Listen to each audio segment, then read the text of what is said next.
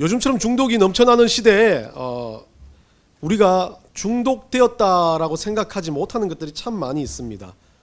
TV를 보면 참 여러 가지에 중독된 사람들이 참 많이 나오는 것 같습니다. 그래서 요즘은 뭐 우리가 말하는 약물 중독이 아니라 여러 가지 중독 중에 정치에도 중독된다, 권력에도 중독된다는 말들이 넘쳐나는 시대가 되어진 것 같습니다. 저만 이제 예수님 중독에 대해서 생각하는지 모르겠지만 뭐 인터넷에 찾아보면 이런 제목으로 설교하신 목사님도 계시고, 그리고 중요한 건 저희보다 지금으로 한 세기 앞에 가신 손양은 목사님이라는 분이 이런 글을 씁니다. 우리 앞에 주보 앞쪽에 제가 얹어 놓았습니다. 손양 목사님이 자기 아들을 죽였던 그 공산당원이 했던 그 아이들을 또 자기 아들로 입양해서 키워내는 그런 사랑의 원자탄이라고 불렸던 그 손양 목사님이 이렇게 고백을 합니다. 나 예수 중독자 되어야 하겠다. 술 중독자로는 술로만 살다가 술로 인해 죽게 되는 것이고, 아편 중독자는 아편으로 살다가 아편으로 인해 죽게 되나니 우리도 예수의 중독자가 되어 예수로 살다가 예수로 죽자. 우리의 전 생활과 생명을 주님을 위해 살면 주같이 부활된다. 주의 종이니 주만 위해 일하는 자 되고 내일이 되지 않게 하자. 그렇게 자신의 삶을 쳐서 복종시키기 위해서 이 글을 기록했다라고 이야기를 합니다. 그리고 그 사랑의 원자탄이라는 그 책에도 이 글이 기록되어 있습니다. 여러분은 어떤 삶을 살아가십니까? 어떤 것에 중독되어 있습니까? 제가 인터넷 기사를 예수님 중독이라는 이 제목을 적었던 건 인터넷 기사를 찾아보다가 어떤 이상한 사진을 한 장 봤습니다. 이란에 있는 그 알레로라는 23세 남자였는데 목이 90도로 꺾여가지고 이 목뼈가 완전히 굽어 있었습니다. 이 의료진들이 이 사람이 약물 중독, 우리가 잘 아는 요즘에 암페타인이라는 그거 먹으면 이 좀비처럼 허리를 굽히고 이렇게 있어야 된다는 그 약물에 중독되어서 오래 지속되는 순간 목뼈가 굽어가지고 뒤틀려서 더 이상 원상복귀가 되지 않는다는 사진을 올려놓았던 겁니다. 여러분, 중독을 가진다는 건 이 중독 자체가 처음은 중독이 아니었다라고 생각합니다. 그런데 어느 순간 그것이 나를 지배하게 되는 순간 중독이 되는 겁니다. 요즘 청소년들, 여러분들도 아시겠지만 스마트폰 중독을 넘어가지고 얘들이 인터넷 도박을 한답니다. 난리가 났습니다. 그래서 그 아이들을 모아놓고 심리 상담가가 점검을 해보니까 벌써 10대, 아니 초등학교 학생들이 도박 중독 증세를 보인다는 거죠. 심각하게요. 그것을 하지 않으면 손이 떨리는 증상이 나오고 온갖 머릿속에는 그 생각밖에 없다는 겁니다. 여러분 아무렇지도 않게 생각할지 모르겠지만 우리가 이 핸드폰 중독에 대해서 많은 이야기를 합니다. 그런데 요즘은 아이들은 핸드폰 중독을 넘어서 핸드폰 자체에 대해서 중독이란 개념이 사라져 버렸습니다. 있어야 되니까요. 우리도 마찬가지지 않습니까? 없으면 불안해지기 시작합니다. 그런데 이 핸드폰 중독이, 스마트폰 중독이 이제 우리가 아닌 노인들로 가버렸습니다. 80대 이상의 스마트폰 중독자가 모든 나이의 사람들보다 훨씬 더 많답니다. 외로움이 오니까 스마트폰에서 AI가 나에게 말을 해줍니다. 챗GPT가 언제나 나의 인생에 대해서 모든 것을 알려줍니다. 의지하기 시작하는 거죠. 그리고 그것으로 인해서 내 삶의 순간들, 내 삶의 어떤 가치들이 뺏겨지는 순간 중독되어 버리는 겁니다. 여러분 인생은 어떻습니까? 어떤 것에 중독이 되어져 있습니까? 여러분은 것은 어떤 것에 중독 증세를 보이고 있습니까? 어떤 사람은 말합니다. 약물처럼 이것을 계속 반복하면 금단 현상이 일어나는 것을 중독이라고 이야기합니다. 정신적인 중독이라고 말합니다. 어떤 약물에 중독되면, 정신적인 중독이 되면 알코올이나 니코틴 같은 카페인 같은 것에 중독되면 그것으로 인해서 금단적인 현상이 온다고 그럽니다. 그리고 신체적인 중독, 수온이나 납 중독 같은 경우면 몸이 아파서 견딜 수가 없습니다. 그런데 중요한 건 이 중독들이라는 정세는 정세가 나타났을 때 중독이라고 하지만 진짜 중독은 정세로 시작되는 게 아닙니다. 그것으로 인해서 내가 유혹을 받고 있을 때 중독은 출발되기 시작한다는 것을 기억하셔야 될 겁니다. 여러분들 우리가 살아가는 이 삶의 모든 환경에는 너무나 많은 중독거리들이 있습니다. 그 중독 앞에서 내가 중독된지도 모른 채 우리는 살아가고 있는지도 모릅니다. 누군가 나를 객관적으로 바라봐 준다는 사람이 있을지 모르겠지만 내 모습, 내 안의 것을 드러내지 않는 그런 삶을 살다 보니까 내 안에 나도 모르게 그것에 따라서 얼마나 욕망과 욕심과 그것들을 가지고 그것들을 생각하고 있는 것, 속이면서 겉은 번지르하게 살지만 내 속에서 그것만을 위해서 살아가고 있는 것이 있다면 그것은 중독입니다. 오늘 본문을 통해서 여러분들이 깨닫지 못했던, 어쩌면 이 부자 청년, 이 가난이었던 이 사람의 모습을 통해서 진짜 중독이 뭔지를 살펴보며 그 중독에 대해서 우리가 어떻게 벗어나야 할지에 대해서 한번 생각해 보려고 합니다. 어린이 주일날 중독이 돼서 설교하는 이유는 결국 우리가 중독되었던 모든 행실의 중독, 삶의 중독, 잘못되어 있었던 가치의 중독이 누구한테 가는 거예요? 다 우리를 바라봤던 그 아이들한테 간다는 것을 생각해 보면서 한번 나눠보고자 합니다. 오늘 본문에 보면 부자 청년이라는 그런 존재가 나옵니다. 원래 이 부자 청년이라는 이 사람을 공간복음서 마태, 누가, 마가 이 세 가지를 공간복음이라고 이야기하는데 비슷한 주류를 가지고 비슷한 내용과 어떤 그 환경을 가지고 썼던 내용이라고 합니다. 그래서 이 마가복음, 마태, 누가복음을 공간복음이라 하고 복음서 4복음서 중에 요한복음은 공간복음이 아닌 따로 떨어뜨려 놓고 보고 있습니다. 그래서 이 청년은 공간복음서에 다 기록되어 있는데요. 마태는 청년이라고 이야기하고 누가는 관원이라고 이야기하고 마가는 한 사람이라고 이야기합니다. 제가 마가를 참 좋아하는데요. 이 마가라는 사람이 쓴 마가복음으로 인해서 공간복음이 뭐 더 잘 기록되어졌다. 기록상 그렇게 이야기 큐복음서 근것을 이야기하는데 그것보다는 마가의 복음서를 보면 압축적이고 집약적인데 그 집약적인 요소에 어떤 정체성을 잘 이야기해 준다는 생각이 듭니다. 오늘 마태복음에서는 청년이었고 누가복음에서는 관원이었고 마가복음은 그 마가는 이 사람의 본질을 깨뜨려 본 겁니다.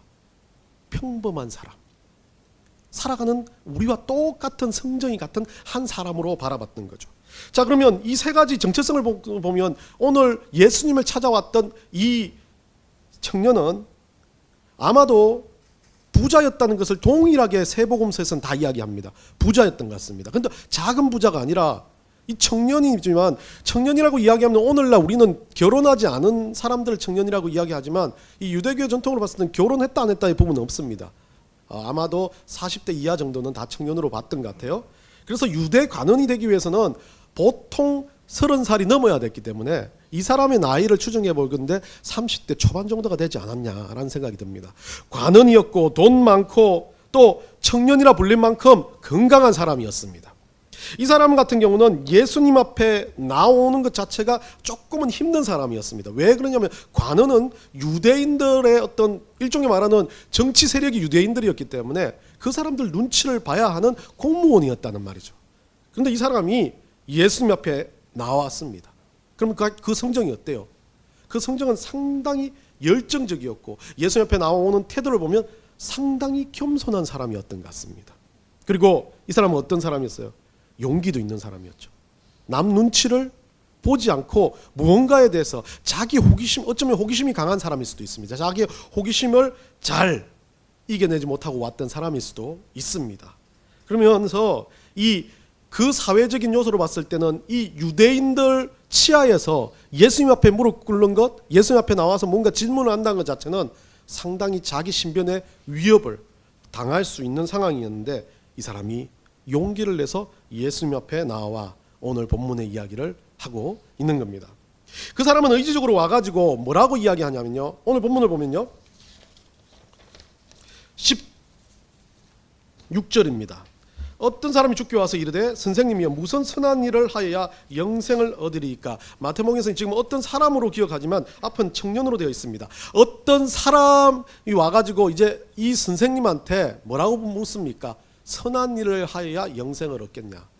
자, 유대인들의 관원들이라고 생각했던 유대인들의 어떤 전통적인 율법의 논리를 아는 사람은 구원을 받는 건 하나님으로부터 있다는 걸 알고 있습니다. 그런데 이 사람은 뭘 묻습니까? 선생님이라고 묻는 그 사람에게 선한 일이라는 것을 이야기하고 있습니다. 자, 오늘 본문에서는 그렇지만 누가와 마가에서는 어떻게 이야기하냐면 선한 선생님이라고 불렀습니다. 오늘 본문은 좀 달리 그 선한이란 단어를 뒤쪽으로 넣어가지고 선한 일에 대해서, 그래서 동일하게 예수 그리스도가 어떤 선한 일로 인해서 무언가를 행할 수 있는 분이라고 생각했던 거죠. 그래서 무슨 선한 일에 대한 이 아가논이란 단어인데요, 이 아가논이란 단어는 그 행한 착한 일, 어떤 사람에게 도움이 되는 일들을 이야기하고 있는 겁니다. 행위 자체를 이야기하는 거죠. 그러면 이 청년은 자기가 행한 일로 인해서 무엇을 얻는다고 생각했습니까? 구원을 얻는다는 그 확고한 신념을 가지고 가서 예수님께 그 확답을 얻고자 하는 물음을 던졌던 겁니다. 근데 우리 인생을 살아가다 보면, 우리가 그리스도인으로 살다 보면 때로는 우리 인생을 통해서 하나님은 선한 일들을 하게끔 우리가 양심의 법규와 하나님 법규를 따르다 보니까 세상보다 더 선하며 세상보다 더 긍휼함이 넘쳐나야 되는 건 맞습니다. 그런데 그 모든 선한 행위가 우리에게 구원을 주는 것은 아니라는 건 우리는 분명히 알고 있습니다. 그런데 이 부자 청년은 그 행위에 대해서 집중을 했던 겁니다. 로마서 10장 19절 한번 읽어봅시다. 여러분 잘 아는 내용입니다. 내가 만일 내 입으로 예수를 주로 시인하면 또 하나님께서 그를 죽은 자 가운데서 살리신 것을 내 마음에 믿으면 구원을 받으리라. 자, 우리가 구원을 받는 조건은 예수 그리스도를 믿는 것, 우리를 위해서 십자가에 달리시고 우리를 위해서 죽으셨고 우리를 위해서 부활하셨다는 예수님을 믿는 믿음만으로 구원을 받습니다. 에베소 2장 8절 9절에는 이렇게 말합니다. 다 같이 봅시다. 너희는 그 은혜에 의하여 믿음으로 말미암아 구원을 받았으니 이것은 너희에게서 난 것이 아니요 하나님의 선물이라. 행위에서 난 것이 아니니 이는 누구든지 자랑하지 못하게 함이라. 자, 우리가 받은 구원은 어떤 행위로 난 것이 아니라는 거죠. 정말 아무것도 아니라도 내가 예수 그리스도를 믿습니까? 라고 질문했을 때 예 믿습니다 아멘이라고 대답하면 구원받는다고 합니다. 그게 진실한 고백이고 진짜 믿음에 난 고백인 것 우리는 따질 수 없습니다. 하나님이 아시죠. 그런데 성경의 기록에 사도 바울은 그 입으로 시인하는 것부터 구원이 시작된다라고 이야기합니다. 그래서 우리는 믿습니다. 여러분들이 예수 그리스도를 믿습니까? 예수 그리스도를 믿으세요? 내가 묻으면 여러분들이 예 라고 대답하는지 아멘이라고 대답한다면 저는 그것에 대해서 신뢰합니다. 구원받은 백성입니다. 더 이상 의심하지 않습니다. 그런데 많은 사람들이 생각합니다. 그것으로 구원이 끝나? 그것으로 구원받았으면 얼마나 구원이 쉬워. 예, 쉬운데, 너무 쉬운데 그것 하나도 못하는 사람이 있습니다. 믿져야 본전이라고 생각하고 아멘 해놓고 네 해놓고 다른 거 뒤에 생각하자. 구원받는다는데. 그런데 그것도 하지 않는 사람들이 많다는 거죠. 왜 그렇습니까? 그 믿음의 고백에는 권세가 있기 때문에 그렇습니다. 그 믿음으로 고백으로 인해서 하나님이 우리에게 뭐예요? 선물로 주신 것이기 때문에.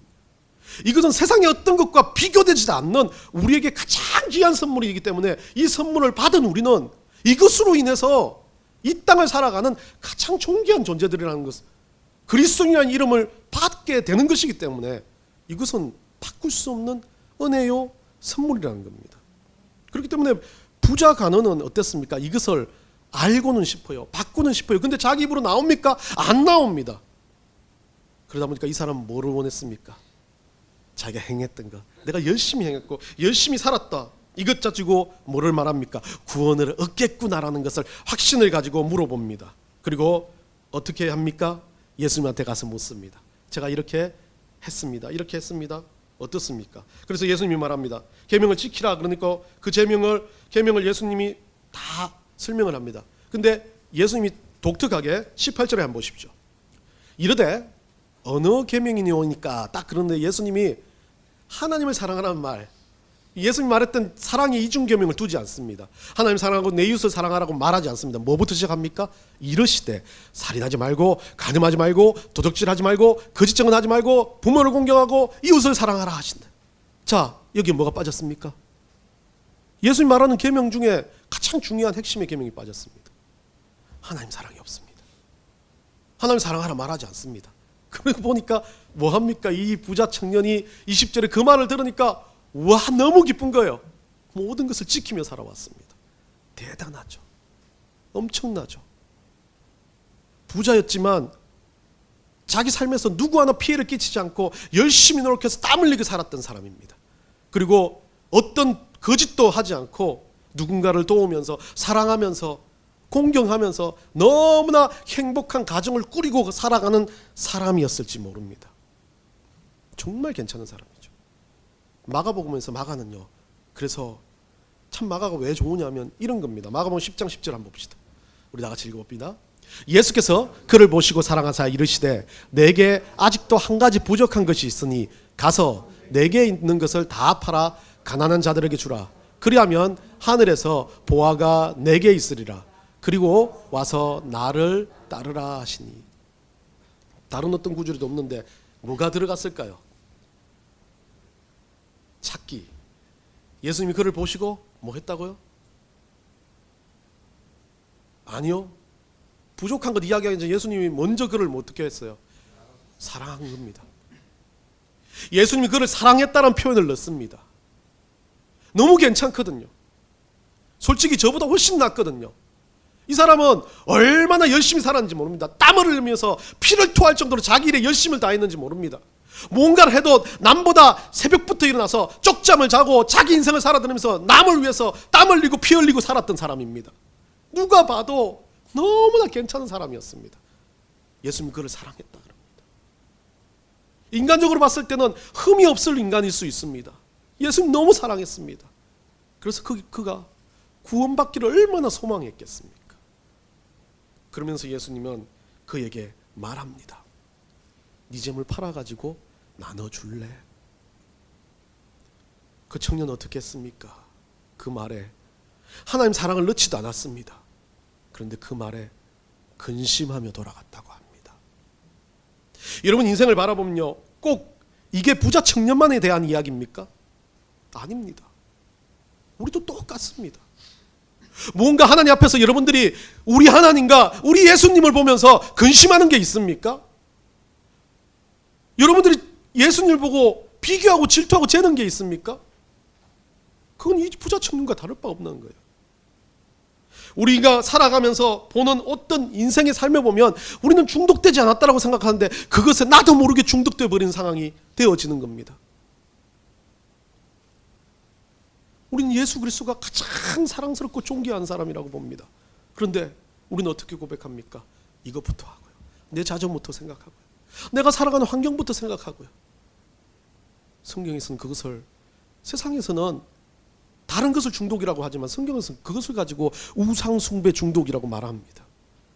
그것이 어느 순간 예수님보다 커지는 순간 우리의 믿음은 온데간데 없는 겁니다. 그런데 중요한 거 한번 보겠습니다. 오늘 본문을 보면요, 뭐라고 되어 있냐면 21절입니다. 예수께서 이르시되 내가 온전하고자 할진대 가서 내 소유를 팔아.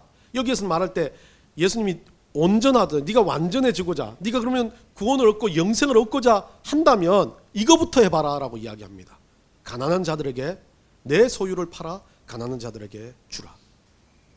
자, 우리가 간과하는 게 하나 있는데 이 부자 청년은요, 얼마나 열심히 살았는데 자기 재물에 대한 마음에 대한 어떤 마음이 너무나 중독적으로 풍성했던 사람인 게, 그냥 내가 가지고 있는 거 누군가가 그것에 대해서 이야기만 해도 근심이 되는 거죠. 뺏길까 봐. 이유가 어디 나와 있냐면요, 예수님 뭐라고 말씀했습니까? 다 팔으라고, 모든 걸 버리라고 말씀하지 않았습니다. 저는 오늘 이 성경을 보면서요, 와, 우리가 잘못 생각하고 있는 부분이 있네라는 거죠. 부자 청년에게 뭐랍니까? 내 소유라는 거죠. 네가 가진 것 중에서도 될 수 있습니다. 내가 믿음으로 어떻게 할 수 있는 것들을 이야기하고 있는 거죠. 하나님 앞에서 내가 내 재산을 팔아가지고 예수님을 더 섬기겠다고 하는 것을 보여주는 신앙의 표현이면 되는 거였습니다. 그런데 이 사람은 어떻게 했습니까? 그것이 내가 보여주고자 하는 표현보다 내 재물이 먼저 내 머리에 꽉 차 있는 거죠. 그래서 그것을 하지 못하는 겁니다. 그래서 근심하기 시작하는 겁니다. 그렇게 하면 네가 그 재산보다 더 많은 하늘의 보화가 있을 것이라고 네 이야기하는데, 믿음을 가지고 자기가 가진 가부의 두렵던과 같이 조금만 드려도 그 두렵던만 같은 하나님의 은혜가 있을 거라고 그러는데, 이 사람은요 꼭 자기가 가지고 있는 전체로, 아니 내가 피땀 흘려버렸던 내 노력의 가치를 그것과 바꿀 수 없다라고 생각해버린 겁니다. 유대인들은 중요하게 생각하는 것이 있었습니다. 자기들이 가지고 있는 있는 부가 은혜라고 생각합니다. 하나님이 주신 은혜라고 보고 있죠. 그런데 예수님은 오늘 그 부가 은혜가 아니라고 이야기하고 있는 겁니다. 그거보다 더 중요한 은혜는 하나님을 통해서 구원받는 구원이라는 것이 더 큰 은혜라고 말합니다. 그리고 난 다음에 그들이 가지고 있는 그 부를 예수님이 부인하지는 않습니다. 그 소유 간직하고 살아라고 말합니다. 그런데 그것이 중독 증세를 보여가지고 그게 비교되었을 때 예수님보다 더 좋아지고 이것 가지고 뭐 할 거 고민하는데 예수님 때문에 뭐 할 거 고민하지 않는 것이라면 이것은 벌써 중독이라고 이야기하고 있는 겁니다. 예수님은 처절하게 이 부자 청년에게 정말 가지고 있는 자기의 욕망과 의지를 통해서 중독되어 있는 그것으로 벗어나 예수 그리스도께 중독되어야 된다고 이야기하고 있는 겁니다. 오늘 본문은 우리가 좀 잘 생각해 봐야 될 본문 중에 하나입니다. 이 땅을 살아가면서 우리는 가장 핵심적인 요소가 우리의 삶의 어떤 살아가는 환경의 가장 중심이 되어 있습니다. 그러다 보니까 우리는 우리 소유 자체가, 우리가 가지고 있는 모든 것이 우리 소유라고 말합니다. 그런데 성경은 이것이 우리 소유라고 말하지 않습니다. 너무나 잔인하게도 성경은 우리 자녀도 우리 소유라고 말하지 않습니다. 우리를 가지고 성경은 청직이라고 말합니다. 하나님 주신 것을 우리가 다스리는 청직이라고 말합니다. 우리가 가지고 있는 소유가 아니라 하나님 것을 가진 청지기의 모습을 살아간다면 그것을 하나님 앞에서 돌려드릴 수 있는 것이 그리스도인이라는 이름의 책임감입니다. 중독이란 병적인 증세, 어찌 보면 가장 중요한 것은 자기가 가지고 있는 욕망과 욕심으로부터 온다는 것입니다.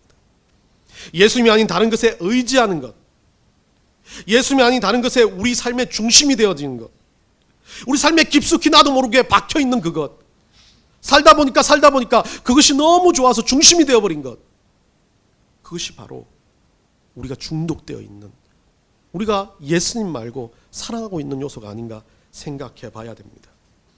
이 소유란 단어를 다시 한번 더 깊게 들어가 보면요, 이 소유란 단어는 히파로곤타라는 단어를 쓰고 있는데, 이 히파로곤타는 히포 플러스 아르코라는 단어인데요, 히포는 뭐뭐 아래, 아르코는 지배하다, 다스리다는 뜻이죠. 그러니까 뭐뭐 아래서 지배를 당하는 것 자체가 소유, 어쩌면 뭐뭐 아래 들어가서 지배를 하는 것 자체가 소유가 될 수가 있는 겁니다. 쉽게 말하면 우리가 어떤 것으로부터 돈에 의해서, 권력에 의해서, 건강에 의해서, 삶의 요소에 의해서 내가 그 안에 들어가 그것으로 인해서 내 삶의 중심이 되고 지배를 당한다면 그것 자체가 소유. 예수님은 그것을 팔기를 원하시는 거죠. 우리가 예수 안에 들어가는 것, 예수님 밑에 들어가가지고 예수님이 소유가 되는 것, 예수님의 자녀가 되는 것, 그것은 그리스도인이라는 이름이 되는데, 그 예수 그리스도가 자녀가 되는 건, 예수님이 중독되는 것, 팔 게 아무것도 없어요. 그냥 그것만으로도 우리가 그리스도인의 정체성을 가지게 된다는 겁니다. 그런데 예수님이 소유가 되면 팔 건 없는데 뭐가 생깁니까? 그리스도라는 이름 가운데 오는 책임감이 생기는 거죠. 그게 청직입니다. 중독에서 벗어나는 게, 제가 처음부터 이야기했던 가장 핵심의 이 예수 그리스도 안에서 예수님 중독이 되기 위해서는요, 그냥 쉽게 되는 게 아니더라고요. 그냥 좋아서, 예수님이 좋아서, 세상은 너무 좋아서 너무 유혹이 되고 중독이 잘 되는데 예수님 중독은 안 되는 이유가요, 예수님 늘 언제나 나와 함께 고난받자, 네가 가는 길이 힘들다, 어렵다, 그리스도인으로서 그런 살면 안 돼. 예수님 말씀을 들으면요, 구원을 받은 백성이 구원받기 전까지는 예수님 너무 그냥 이런 말 하면 그렇지만 우리 예수님 꼭 꾼 같아요. 입으로 믿어 구원을 받는다, 와 구원받았다 하고 나면 그때부터 다 끝난 게 아니에요. 부담감이 생겨요. 고난 앞에 서게 돼요. 그리스도인 이름 앞에 살게 돼요. 성화도 하래요. 남보다 더 퍼주래요. 더 양심적이래요. 성령의 음성에 귀 기울이래요. 기도하래요. 예배드리래요. 말씀 보래요. 너무 견디기 힘들어요. 그런데 중요한 건 그 속에서 우리 주님이 우리에게 주는 하나의 가장 중요한 요소가 다른 어떤 것도 아닌 네가 그리스도라는 이름을 받았다면 한번 생각해봐. 책임감. 그리스도인으로 어떻게 살고 있어? 네 책임감은 뭐냐? 다 버리고 사는 거야? 아니면 좀 힘들고 어렵더라도 짊어지고 예수 위에서 사는 거냐? 예수님 묻는 겁니다. 베드로전서 2장 9절 봅시다. 2장 9절을 보면요, 그 책임감에 대해서 우리를 이것 때문에 책임감을 주신 것을 이야기합니다. 그러나 너희는 택하신 족속이요 왕같은 제사장들이요 거룩한 나라요 그의 소유가 된 백성이니 이는 너희를 어두운 데서 불러내어 그의 기이한 빛에 들어가게 하신 이의 아름다운 덕을 선포하게 하려 하심이라. 우리를 택하신 족속으로 본다면 가장 중요한 핵심은 소유된 백성으로 보신다는 거죠. 하나님 소유가 된 백성들인 우리는 어떤 책임감이 있습니까? 그리스도인의 이름에 걸맞게 아름다운 덕을 선포하며 살아가야 된다는 겁니다. 그게 책임감입니다. 이 책임감 하니까 생각나는데요, 차를 몰고 집으로 가다가 보니까 저쪽 그 도로가 한 부분에, 우리들 병원 근처에 도로가 한 부분에서 어떤 아주머니가 개를 데리고 이렇게 가고 있더라고요. 그게 대기가 좀 있지 않습니까? 이 개가 은행나무 밑에서 아주 자연스럽게 응가를 합니다. 응가를 하고 나니까 아주머니가 이렇게 슥슥슥 주변을 살피더만 그냥 가더라고요. 그걸 보면서 책임감에 대한 생각이 좀 들더라고요. 그 아주머니는 우리 새끼, 우리 강아지, 우리 멍멍이 그럴 겁니다. 그런데 그 멍멍이를 키우는 아줌마의 책임감은 멍멍이가 조금 힘들고 어렵고 잘못한 거에 대해서 자기가 분명히 처리를 해야 될 책임감이 있는 겁니다. 결국 그 아주머니는 새끼로 키우는 게 아니잖아요. 짐승으로 키우는 겁니다. 그리스도인 살아가는 우리들이요, 우리의 책임감을 잃어버렸을 때 하나님은 그리스도인이라는 개념이 아니라 정말 똑같은 한 사람으로 보게 되는 겁니다. 책임감이 없어지면요, 그리스도는 청지기로서의 책임감이 없어지면 뭐가 우리가 달라지는 겁니까? 세상에 갖다 놔도 우리는 그리스도인이라는 이름 자체가 보이지 않는 존재가 되어버리는 거죠. 예수님의 마음을 가지고 살아간다. 예, 맞습니다. 예수님의 마음은 뭡니까?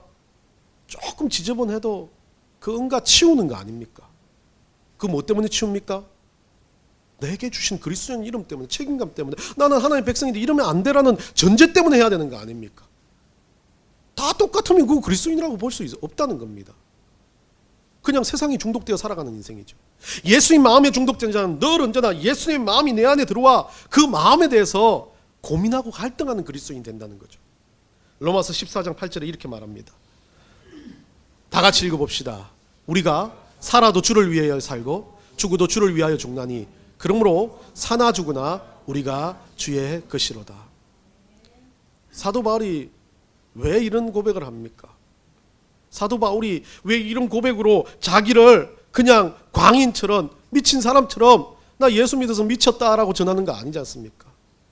사도 바울은요, 그리스도인이라면입니다. 내가 주님으로 인해서 영생을 얻었다면 그때부터 나의 전제는 이래야 된다는 거죠. 내 삶이, 내가 살아가는 것이 세상의 그 어떤 기준보다 예수 그리스도가 가장 중심에 와 있어야 된다. 그게 예수로 죽고 예수로 사는 거다. 그리고 나서 돈도 벌고 생활도 하고 자식도 바라보고 그건 부차적으로 바라야 된다. 그게 진짜 그리스도인이 살아가는 길이다라고 이야기합니다. 중독은요, 일상적인 것에서 옵니다. 그냥 내 식대로 내 머릿속에서 합리화되어서 했을 때 그것은 중독이 되어 갑니다. 그래서 우리는 고백하라 그러지 않습니까? 입으로 시인하고 입으로 고백하고 우리가 기도하고 찬양하고 예배드리고 이 모든 것들이 세상에 중독되지 않게 해서 싸우는 작업들입니다. 예수님 사랑해요, 구태의연하게 맞습니다. 맞죠?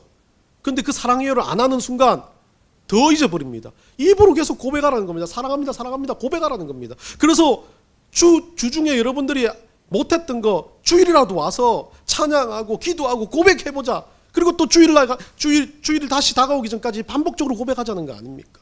그게 그리스도인의 모습입니다. 제가 잊어버릴 때 충격을 받은 게 있습니다. 저는 예수님을 사랑하나 생각했을 때 아니야 라고 생각합니다. 우리 가족 먼저, 내 새끼 먼저, 내가 가지고 있는 환경 먼저 좀 사랑하자. 그러면 좀 편해지면 예수님도 있겠다라고 생각합니다. 그런데 어느 날 우리 아이가 묻습니다. 아빠 누구를 제일 사랑해? 답을 못했습니다. 근데 그 아이가 말합니다. 당연히 예수님이지. 얼마나 가슴이 미었는지 모릅니다. 내가 목사로 왜 살고 있나라는 생각이 들 정도로 아팠어요. 그 아이는 자기도 모르게 살아도 주를 위해 살고 죽어도 주를 위해 살기 위해서 자기 입으로 신하고 고백하고 머릿속에 그것을 간직하고 사는 거 하는데, 걔보다 수십 년을 더 예수 믿고 수십 년을 더 신학 공부를 하고 수십 년을 더 위해서 예수를 위해서 산다고 말하는 내가 세상에 중독되어 버린 겁니다. 예수님 마음은 사라지고 그냥 내가 사는 이유는 교회를 조금 더 불려보고 상황을 조금 더 잘해보고 환경을 조금 더 잘해보고 라는 생각에 꽉 들어차 있다는 생각이 들었습니다. 여러분은 어떻게 살아가시겠습니까? 잘 믿고 남들 보기에 잘 살고 중요하지 않습니다. 여러분 인생을 두고 한번 바라보시기 바랍니다. 지금 여러분들은 어디에 중독돼서 살아가고 있는지, 여러분 청지기인지 아니면 무늬만 이름만 그리스도인이라고 살아가고 있는지. 전 여러분한테 요구합니다. 저도 잘난 게 없으니까요. 잘하라 못하라 말하지도 않습니다. 근데 최소한 이거 하나는 있어야 된다고 생각하는 게, 예수님 생각만 하면 찔려야 되는 거예요. 기도하려고 들면 마음에 캥김이 있어야 돼요. 뭔가 내가 딴 사람한테 잘못했을 때 좀 찝찝하다는 마음이 있는 게 그리스도인입니다. 누구 때문에요? 나 때문에 아닙니다. 예수님 때문에 그래요. 중독자는 그런 겁니다. 그렇게 살아가야 합니다. 우리 자녀들한테 그렇게 살아가라고 만들어줘야 됩니다. 잘해서 모든 거 다 잘해서 칭찬받는 사람보다 조금은 내 삶에 찔림이 있고 내 삶에 아픔이 있을 때 예수님을 바라보기 위해서 무릎 꿇는 자녀로 가르치는 것, 그게 우리가 예수 중독자로 그들에게 보여줄 수 있는 가장 큰 길이라고 생각하며, 이 부자 청년의 모습에서 우리는 한번 우리를 되돌아보는 한 주가 되기를 바랍니다.